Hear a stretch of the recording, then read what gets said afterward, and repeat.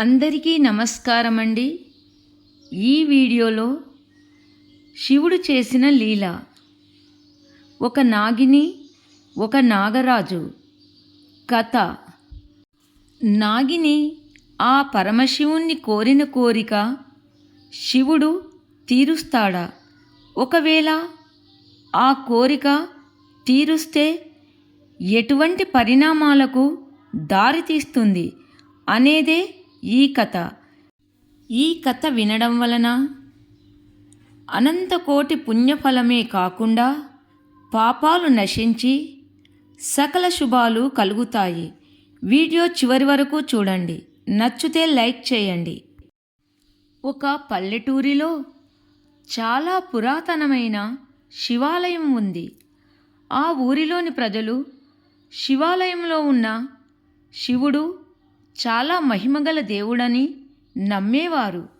ఆ శివాలయంలో ఉన్న లింగమును ప్రతిరోజు అభిషేకం చేస్తూ పుష్పములతో పూజిస్తూ పండ్లు నైవేద్యం పెట్టేవారు. ప్రతిరోజు నీళ్లతో పాళ్లతో అభిషేకం చేసేవారు. తేనె, పెరుగు, ఆవు నెయ్యితో కూడా అభిషేకము చేసేవారు. శివాలయమునకు కొద్ది దూరంలో నాగవంశముకు చెందిన నాగభార్యాభర్తలు అడవిలో ఉండేవి. నాగభార్యాభర్తలు ప్రతిరోజు శివాలయమునకు వెళ్ళి పాలు, పండ్లు దొరికినవన్నీ తిని తాగి ఒక పుట్టలో కాపురము చేసేవారు.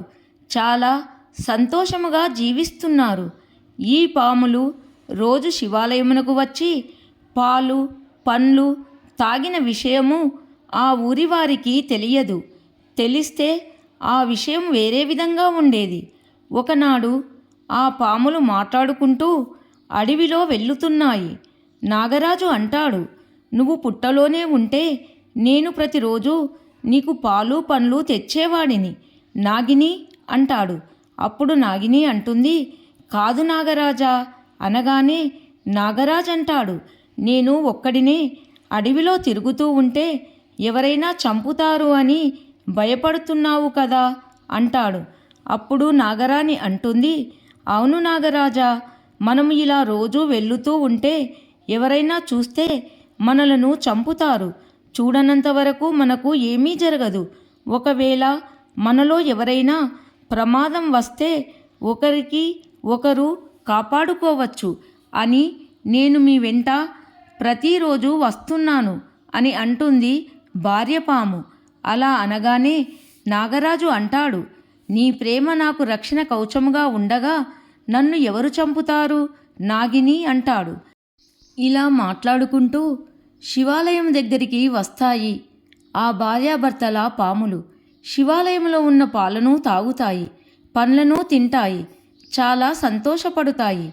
నాగరాణి అంటుంది, ఇక్కడి నుండి తొందరగా వెళుదాము, ఎవరైనా చూస్తే ప్రమాదం ఉంటుంది. మరియు ఆ మహాదేవునికి అభిషేకం చేసిన పాలు తాగినాము, ఆ మహాదేవుణ్ణి దర్శనం కూడా చేసుకున్నాము. అందుకని మనము మన ఇల్లైనా పుట్టలోనికి వెళ్ళి విశ్రాంతి తీసుకుందాము అంటుంది. అలా అనగానే నాగరాజు అంటాడు, మన ఇంటికి వద్దు, ఈ గుడిలోనే విశ్రాంతి తీసుకుందాము అంటాడు. నాగిని అంటుంది, వద్దు వద్దు, ఇక్కడ ఉండడం మంచిది కాదు అంటుంది.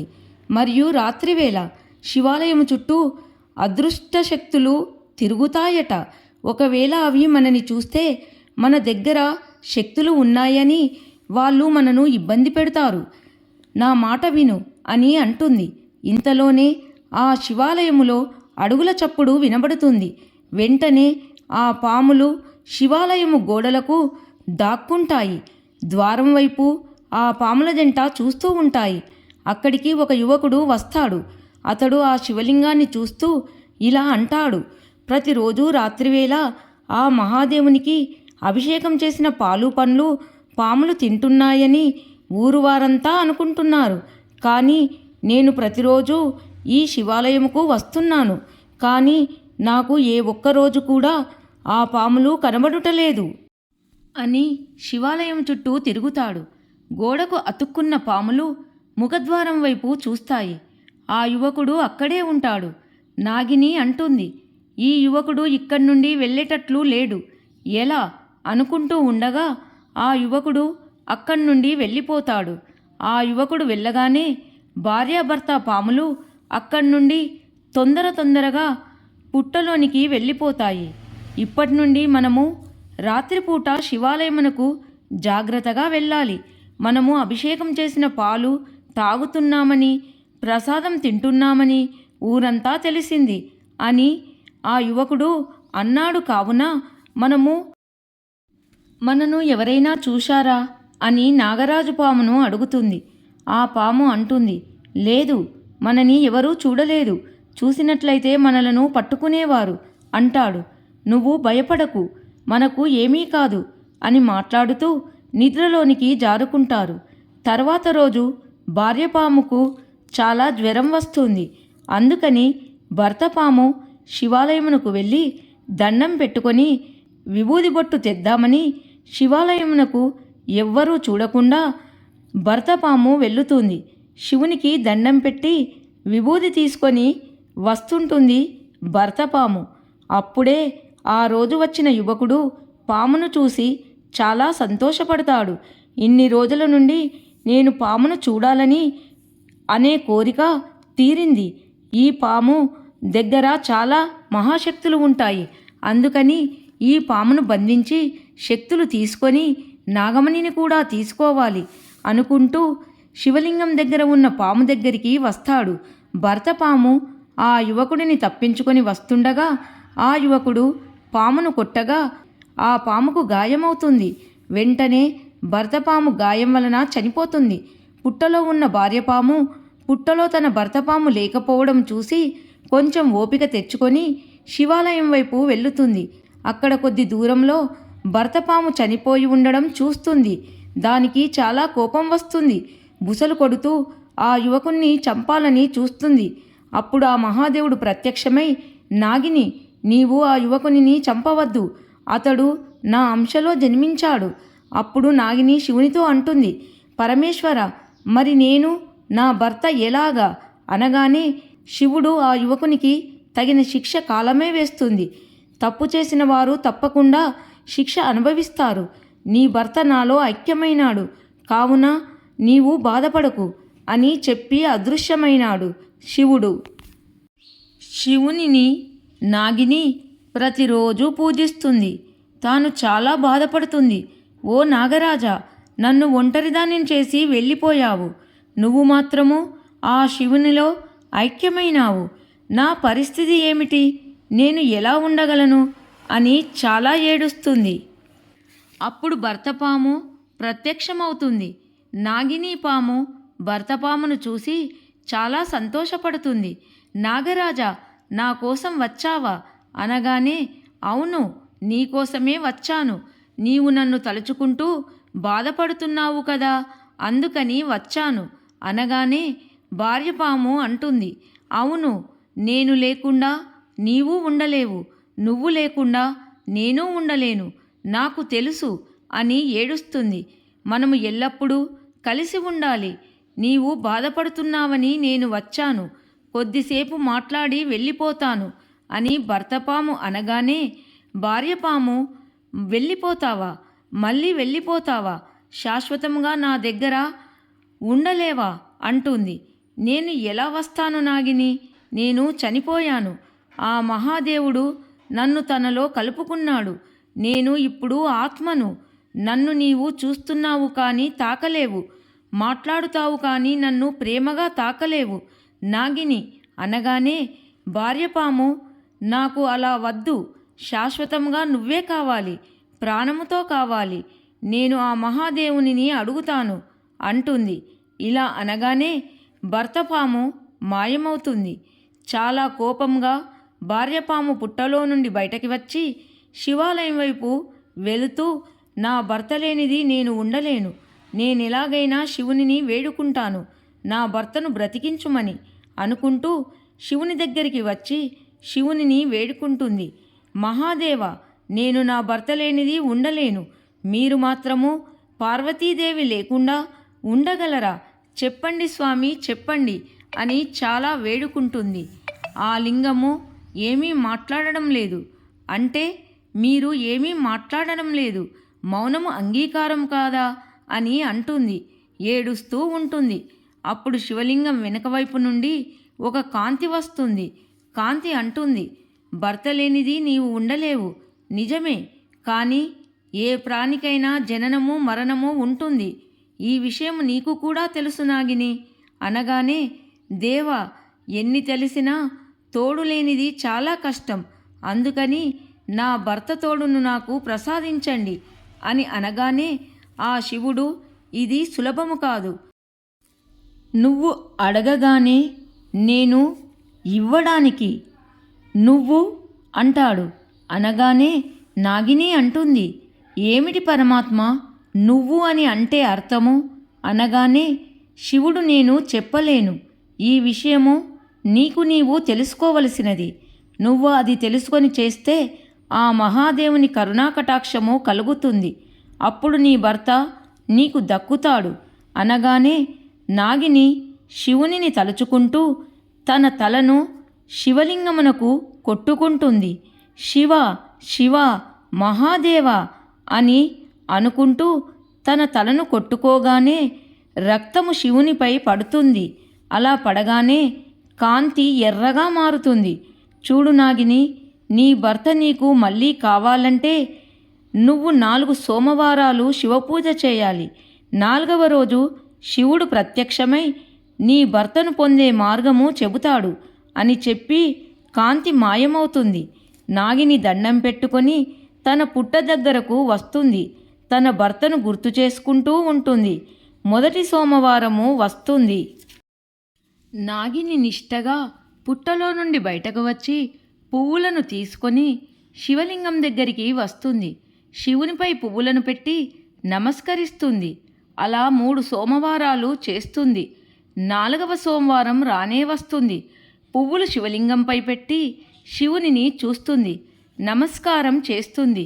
శివుడు ప్రత్యక్షమవుతాడు.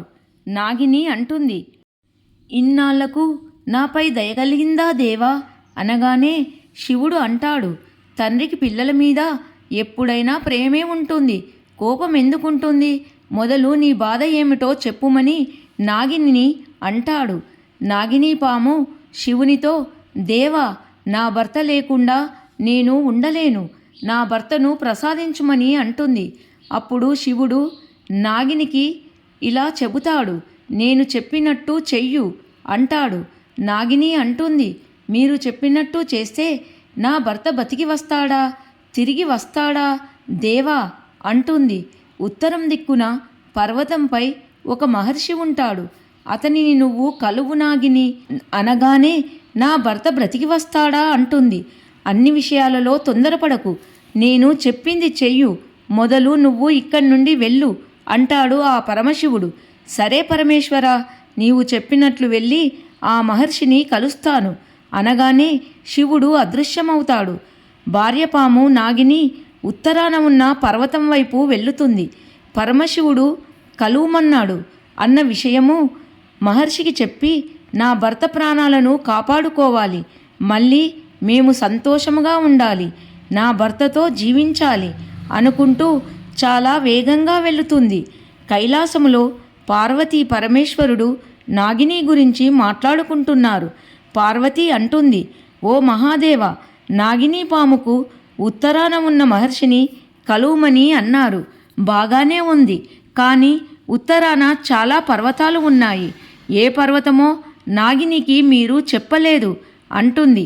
మహాదేవుడు, మనము దేవుళ్ళము, కానీ మనకు భక్తితో వేడుకున్నప్పుడే వెళ్ళి వారికి ఆశీస్సులు ఇవ్వాలి అనగానే, నిజమే స్వామి, నాగిని నాగలోకమునకు చెందినది కావచ్చు, భర్త కోసము ఆరాటపడుచున్నది, నీకు ప్రియమైన భక్తురాలు, ఆమెకు ఎదురయ్యే కష్టాలను తెలియజేస్తే బాగుండును స్వామి అంటుంది.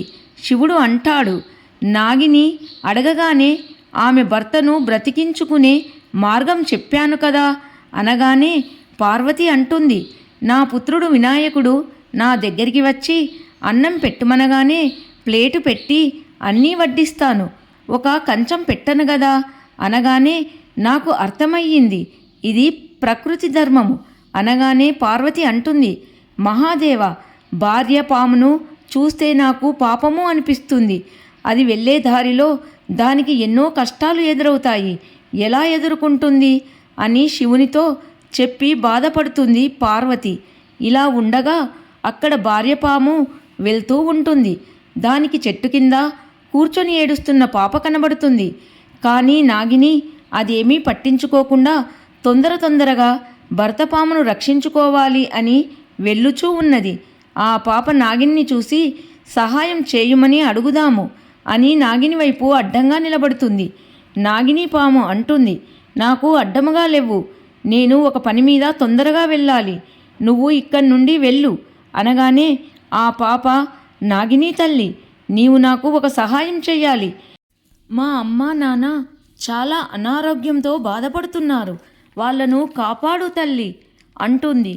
అనగానే నేను ముఖ్యమైన పని మీద వెళ్ళుచున్నాను, నీకు ఎలాంటి సహాయం చేయలేను, నేను చిన్నగా ఉన్నాను, సహాయం చేయమని ఏడుస్తున్నాను, అడుగుచున్నాను, నీకు దయలేదా, అసలు నువ్వు నాగినివేనా అంటుంది ఆ పాప. నాగిని ఆ పాపను కోపంతో చూసి, నువ్వు ఏడవకు పాప, నిన్ను చూస్తే పాపము అనిపిస్తుంది, నాకు చేతనైన సహాయం చేస్తాను, నీవు మంచి నాగినివేనా, నాకు సహాయం చేస్తావా అని సంతోషంతో అడుగుతుంది పాప. అవును, నేను మంచి నాగినినే, నేను అబద్ధం ఆడటం లేదు, నీకు వచ్చిన కష్టము నాతో చెప్పు, నీకు నాకు చేతనైన సహాయము ఖచ్చితంగా చేస్తాను. నాగిని తల్లి, ఇక్కడికి కొద్ది దూరంలో ఒక గుడిసెలో నా తల్లిదండ్రులు రోగంతో చావడానికి సిద్ధంగా ఉన్నారు, వారిని ఎలా కాపాడుకోవాలో నాకు తెలియడం లేదు అని ఏడుస్తుంది. నువ్వు ఏడవకు పాప, నాకు చాలా జాలి వేస్తుంది, ముందు ఇంటికి తీసుకొని వెళ్ళు, మీ అమ్మా నాన్నకు ఏమయ్యిందో అర్థమవుతుంది అనగానే నాగినిని తీసుకొని ఆ పాప ఇంటికి వెళుతుంది. అక్కడ అనారోగ్యంతో ఉన్న ఆ పాప తల్లిదండ్రులను చూస్తుంది నాగిని. వాళ్ళిద్దరూ నాగిని పాముకు దండం పెడతారు. అమ్మ నాగిని తల్లి, మా పాపను నువ్వు చూసుకుంటానని మాట ఇవ్వు, మా ఇద్దరిని చంపివేయు అంటారు, లేదా బ్రతికించు అనగానే నాగినికి వారి అనారోగ్యము బాగుచేసే ఔషధము గుర్తుకు వస్తుంది. నాగిని ఆ ఔషధమును తన మహిమతో చేతిలోనికి తీసుకొని పాపను పిలిచి, ఈ పసరు మీ అమ్మా నాన్న కాళ్లకు చేతులకు ప్రతిరోజు రాస్తూ ఉండు, ఇలా 2 వారాలు చేసినచో మీ అమ్మా నాన్న బ్రతుకుతారు, ఇక ఎలాంటి అనారోగ్యం రాదు అని చెప్పగానే, అలాగే నాగిని తల్లి, నేను కోపంలో ఏమైనా అంటే నన్ను క్షమించు తల్లి అంటుంది పాప. నువ్వు మా దేవతవు అని నాగినికి ముద్దు పెడుతుంది. నాగిని పుత్ర వాత్సల్యంతో చాలా సంతోషపడుతుంది. అక్కడి నుండి తన భర్తను కాపాడుకొనేందుకు వెళ్ళుతుంది. అలా వెళ్తూ ఉండగా ఒక చోట చాలా మంచు కురుస్తుంది. ఆ మంచులో నుండి వెళ్ళితే మాత్రము గడ్డగట్టుకపోవలసినదే. కానీ భార్య పాముకు ఆ విషయం తెలియదు. అదే మంచులో నుండి వెళుతుంది. అలా వెళ్ళేసరికి తల వరకు మంచుగడ్డలా మారిపోతుంది, ఎటూ కదలరాదు. అప్పుడు ఏడుస్తుంది, అమ్మా పార్వతి, నన్ను కాపాడు తల్లి, నీవు మాత్రము భర్తలో సగభాగము, నేను మాత్రము నా భర్తను కాపాడుకోవద్దా తల్లి అని ఏడుస్తూ పార్వతీదేవిని ప్రార్థిస్తుంది. అలా నాగిని మొత్తం మంచుగడ్డలా మారిపోతుంది. అప్పుడు కైలాసములో ఉన్న పార్వతి కంగారు పడుతుంది. అది చూసిన పరమేశ్వరుడు, పార్వతి, నాగిని భార్య సృష్టికి విరుద్ధంగా తన భర్త ప్రాణాల కోసం ఆరాటపడుతుంది, నీవు కంగారు పడకు, ఇక్కడే ఉండి నన్ను సేవించుకో. మహాదేవ, భర్త ప్రేమను పొందటం ఆరాటమంటారా? నాతో వాదనకు దిగకు, నన్ను ప్రేమతో సేవించు అనగానే, మహాదేవ, నన్ను నాగిని భక్తితో శరణు వేడింది. మంచుగడ్డలా మారి బాధలు పడుతుంది. తన భర్తను రక్షించుకోవాలని ఆరాటపడుతుంది. కావున నేను వెళ్ళి నాగినిని మంచుగడ్డ నుండి కాపాడుతా అంటుంది. శివుడు, దేవి, నా మాట కాదనడానికి వీలు లేదు దేవి అనగానే, నాకు కోపం వస్తుంది మహాదేవ అంటుంది పార్వతి. ఏమీ మాట్లాడకుండా పార్వతీదేవికి కోపం వస్తే ముల్లోకాలు శరణు వేడాలి అని శివునికి అర్థమయ్యింది. పార్వతికి అడ్డు చెప్పకుండా మౌనంగా ఉంటాడు. పార్వతీదేవి కైలాసంలో మాయమై మంచుగడ్డగా మారిన నాగిని దగ్గరకు ప్రత్యక్షమవుతుంది. పార్వతీదేవి నాగిని ఉన్న మంచును తన శక్తితో తొలగిస్తుంది. అప్పుడు నాగిని అమ్మవారికి నమస్కరించి, నన్ను కాపాడినందుకు చాలా కృతజ్ఞతలు తల్లి అనగానే పార్వతీదేవి, నీకు ఏమీ భయం లేదు, నీకు ఇక ఎలాంటి కష్టాలు రావు, నీవు అనుకున్నది సాధిస్తావు అని చెప్పి అక్కడి నుండి పార్వతీదేవి అదృశ్యమవుతుంది. అక్కడి నుండి నాగిని బయలుదేరుతుంది, పర్వతమును చేరుకుంటుంది. అక్కడ అటు ఇటు మహర్షి కోసం వెతుకుచుండగా ఒక గుహలో మహర్షి కనబడతాడు. శివుడు చెప్పిన మహర్షి ఇతని అని చాలా సంతోషపడుతుంది. మహర్షి దగ్గరికి వస్తుంది, నమస్కారం చేస్తుంది. ఆ మహర్షి కళ్ళు తెరిచి ఎదురుగా ఉన్న నాగిని చూస్తాడు. తల్లి వచ్చావా? నీ భర్త ప్రాణాల కోసం, నీ భర్త ప్రాణాలు కావాలంటే నీవు 3 పరీక్షలలో గెలవాలి. బల పరీక్ష, బుద్ధి పరీక్ష, ప్రాణ పరీక్ష. ఇందులో గెలవాలి తల్లి, లేకుంటే నీ భర్త నీకు దక్కడు. అలాగే మహర్షి, చెప్పండి అంటుంది నాగిని. మొదటి పరీక్ష ఏమిటో చెప్పండి మహర్షి గారు అనగానే, అలా వేరువేరు ప్రశ్నలు ఉండవు నాగిని, నీకు ఎదురయ్యే సమస్యలలోనే 3 ప్రశ్నలు ఉంటాయి. అందులోనే నువ్వు గుర్తించాలి. ఆ సమస్య ఒక రాక్షసుని రూపంలో ఎదురవుతుంది అనగానే భయంకరమైన ఒక రాక్షసి ప్రత్యక్షమవుతుంది. నాగిని మహర్షికి నమస్కరిస్తుంది. నాగిని, సమస్యలు నీ ముందే ఉన్నాయి, సమాధానాలు నీ ముందే ఉన్నాయి, వాటిని తెలివితో సమయస్ఫూర్తితో గెలిచి అని చెప్పి మహర్షి ధ్యానంలో కూర్చుంటాడు. నాగిని రాక్షసిని చూస్తుంది. రాక్షసి అంటుంది, నాగిని ఇక్కడి నుండి వెళ్ళిపో. నాకు ఆడ నాగిని చంపానన్న బాధ ఎందుకు?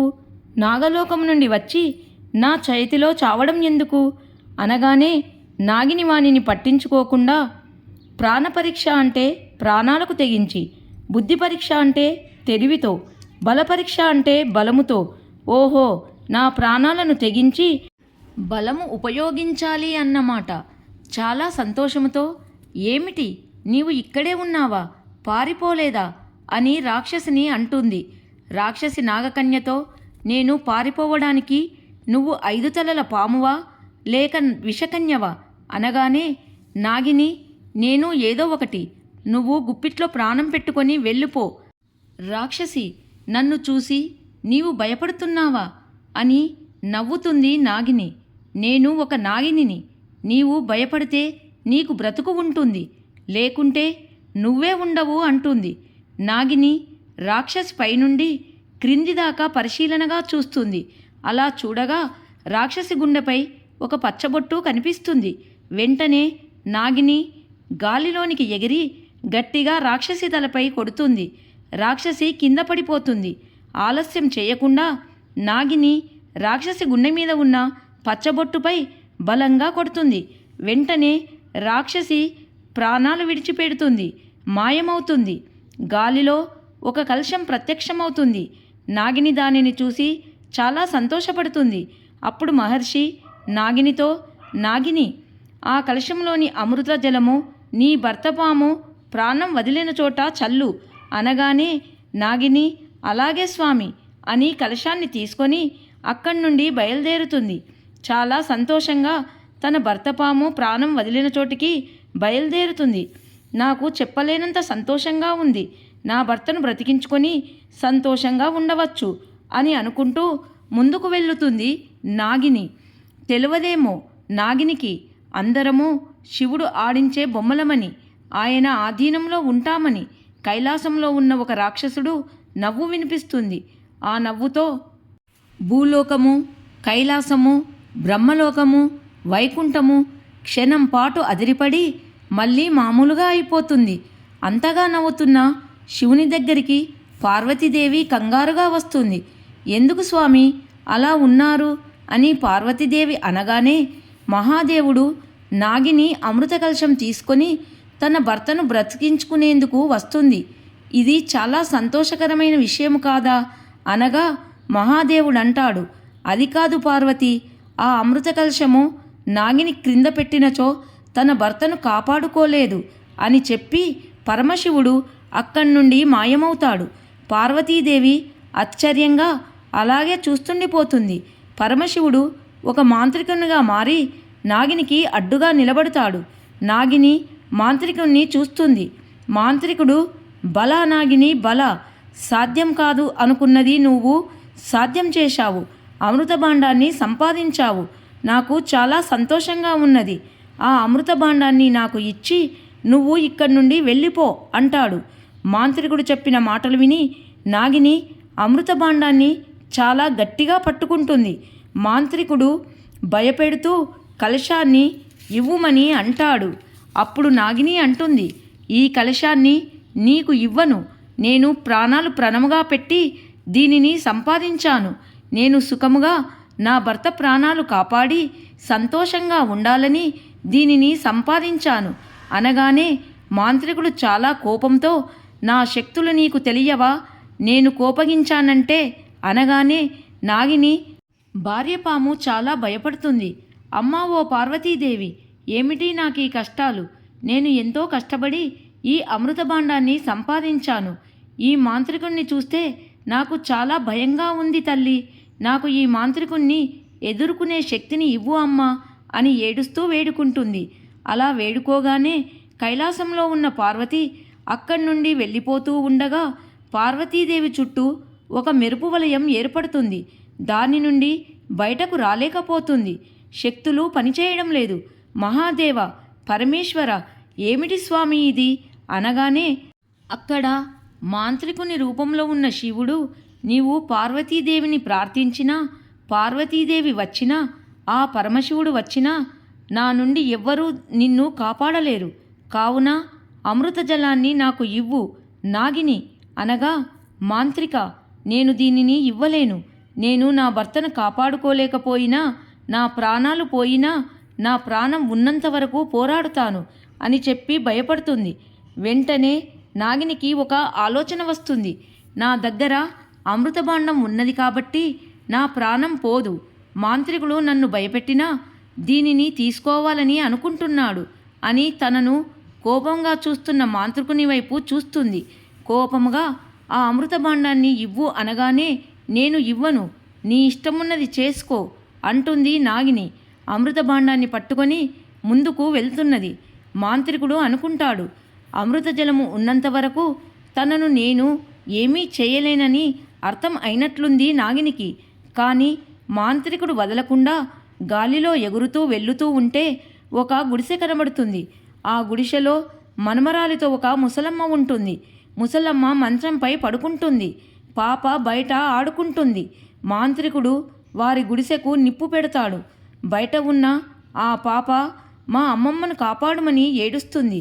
అప్పుడు మాంత్రికుడు ఆ పాప దగ్గరికి వచ్చి, మంటలు పోవాలంటే ఒక నాగిని దగ్గర అమృత భాండం ఉంటుంది. దానిని నువ్వు తీసుకొని వస్తే మంటలు ఆరిపోతాయి. మీ అమ్మమ్మ బ్రతుకుతుంది అని చెప్పగానే ఆ పాప నాగిని కోసం వెతకడానికి తొందరగా వెళ్ళుతుంది. ఆ పాపకు నాగిని కనబడుతుంది. అయ్యో పాప, ఎందుకు ఏడుస్తున్నావు అని నాగిని పాపను అంటుంది. పాపకు నాగిని చేతిలో ఉన్న కలుషం కనబడుతుంది. నాగినికి తన గుడిసె కాలిపోతుందని, అందులో అమ్మమ్మ ఉందని కాపాడుమని నాగిని వేడుకుంటుంది. నాగిని అంటుంది, నేను ఎక్కడికి రాలేను, ముఖ్యమైన పని మీద వెళ్తున్నాను అనగానే పాప, నాగమ్మ తల్లి, నువ్వు అలా అనకు, మా అమ్మమ్మను కాపాడు. నువ్వు కాపాడకపోతే ఎవరు కాపాడుతారు? ఎలాగైనా మా అమ్మమ్మను కాపాడుకోవాలి. నాకు తోచడం లేదు పాప, నాకు కూడా చాలా బాధగా ఉంది. మీ అమ్మమ్మను కాపాడాలని ఉంది. నా దగ్గర అంత సమయం లేదు. నేను ఒక ముఖ్యమైన పని మీద వెళ్తున్నాను అనగానే, అమ్మా నాగమ్మ తల్లి, నీవు అనుకుంటే కాపాడగలవు. నేను ఒకటి చెబుతాను అనగానే, ఎలా అంటుంది. మీరు నాకు మాట ఇస్తే నేను చెబుతాను అనగానే, పాప, మీ అమ్మమ్మను కాపాడుతాను అని ఒట్టు వేస్తున్నాను. సరే అంటుంది. మీ చేతిలో ఉన్న అమృత జలాన్ని నాకివ్వు. దీనిని చల్లితే మంటలు ఆరిపోతాయి. మా అమ్మమ్మ బ్రతుకుతుంది అనగానే చేసేది ఏమీ లేక అమృత భాండాన్ని పాపకు ఇస్తుంది. పాప కలశాన్ని తీసుకొని గుడిసె దగ్గరికి వస్తుంది. నాగినికి అనుమానం వస్తుంది. నా దగ్గర అమృత జలం ఉన్న సంగతి పాపకు ఎలా తెలిసింది? అసలు ఏం జరుగుతుంది? ఈ పాప అమృత జలాన్ని ఏం చేస్తుంది అనుకుంటూ తొందరగా గుడిసె దగ్గరకు వస్తుంది. ఒక చెట్టు చాటున దాక్కొని చూస్తుంది. ఆ పాప మాంత్రికుడికి కలశాన్ని ఇవ్వడం చూస్తుంది. గుడిసెలో మంటలు ఆరిపోతాయి. మాంత్రికుడు శివునిగా మారిపోతాడు. నాగిని ఇదంతా చూసి ఆశ్చర్యపోతుంది. శివుడు అనుకుంటాడు, నాగిని మంచితనమే నాగినికి ముప్పు తెచ్చి పెట్టింది అనుకుంటాడు. నాగిని వెంటనే శివుని దగ్గరికి వస్తుంది. ఏడుస్తూ, శివయ్య, ఇదంతా నీ మాయన అని నమస్కారం చేసి, ఎందుకు స్వామి అనగానే శివుడు, నాగిని విను. శివుడు, నాగిని, నేను ఏది చేసినా నీ మంచికే చేశాను. నీవు తిరిగి నీ భర్తను కాపాడుకోవాలి అని చేశాను. నువ్వే గెలిచావు. నాగిని, కష్టాలలో ఉన్న వారిని నువ్వు కాపాడినావు. కాబట్టి ఈ అమృత జలం ఉన్న కలశం తీసుకో నాగిని అని కలశాన్ని ఇస్తాడు. ఆ కలశాన్ని తీసుకొని నాగిని, మహాదేవ, నేను బయలుదేరడానికి అనుమతిని ఇవ్వండి. నేను నా భర్త పాము చనిపోయిన దగ్గరికి వెళ్తాను అనగానే శివుడు, నాగిని, ఒకటి మాత్రం చెప్పగలను. నీవు నీ భర్తకు ప్రాణం పోసిన తర్వాత సమస్యలు వస్తాయి. వాటిని మాత్రం నన్ను బాధ్యుణ్ణి చేయవద్దు. నన్ను పిలిచిన తలచినా నేను ఏమీ చేయలేను అనగానే, అలాంటివి రాకుండా చూసుకుంటాను దేవా అని అమృత భాండాన్ని తీసుకొని తన భర్త చనిపోయిన స్థలానికి వెళ్తుంది. నమస్కారం చేసుకొని పార్వతీ పరమేశ్వర్లను తలుచుకొని భర్త చనిపోయిన దగ్గర అమృత జలాన్ని చల్లుతుంది. వెంటనే భర్త పాము ప్రత్యక్షమవుతాడు. అది చూసిన నాగిని చాలా సంతోషపడుతుంది. భర్త పాము ఉన్నట్టుండి రాక్షస నాగరాజుగా మారుతాడు. కూరలు విషముతో పెద్దగా ఉంటాయి. అది చూసిన నాగిని చాలా ఆశ్చర్యంగా చూస్తూ భర్త పాముని, రాక్షస నాగరాజుగా మారిన భర్తను చూసి, ఏమిటి స్వామి ఇలా మారిపోయారు అనగానే, చూడు నాగిని, నేను నీ భర్త పామును కాను. ప్రతీకారం కోసం తీర్చుకోవాలని రాక్షస నాగరాజుగా మారిన రాక్షస నాగరాజును అని అక్కడి నుండి వెళ్ళిపోతుండగా భార్యపాము నాగిని, నాగరాజా, నా ప్రాణాలకు తెగించి నిన్ను బ్రతికించుకున్నాను. నువ్వు ఇలా ప్రతీకారం అంటూ రాక్షసుడిలా మారాలి అని కాదు, నీ ప్రేమను పొందాలని, మహారాణిగా చూసుకుంటావని అనగానే, నాగిని, నాకు ఏవీ గుర్తుకు రావడం లేదు. ప్రేమ, మమకారం, అనురాగం, మన బంధం ఏదీ గుర్తుకు రావడం లేదు. నన్ను చంపిన వాణిని నేను చంపుతాను, ప్రతీకారం తీర్చుకోవాలని అనగానే, నువ్వు ఇలా మారుతావని నేను అనుకోలేదు నాగరాజా అనగానే, నేను ప్రతీకారం తీర్చుకోవాలి.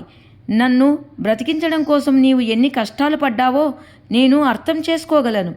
అప్పుడు ప్రేమను పూర్తిగా పంచలేకపోయాను. ఇప్పుడు బ్రతికి నీకు ప్రేమగా నీ ముందు ఉండి మోకరిల్లి ప్రేమిస్తా అనుకున్నావా అనగానే, అవును నాగరాజా అంటుంది. అప్పుడు రాక్షసుడిగా మారిన నాగరాజు, అప్పుడు నువ్వే ప్రాణం, నువ్వే జీవం, నువ్వే సర్వం. ఇప్పుడు అలా కాదు, నన్ను చంపిన వాణిని నేను చంపడం నా కోరిక.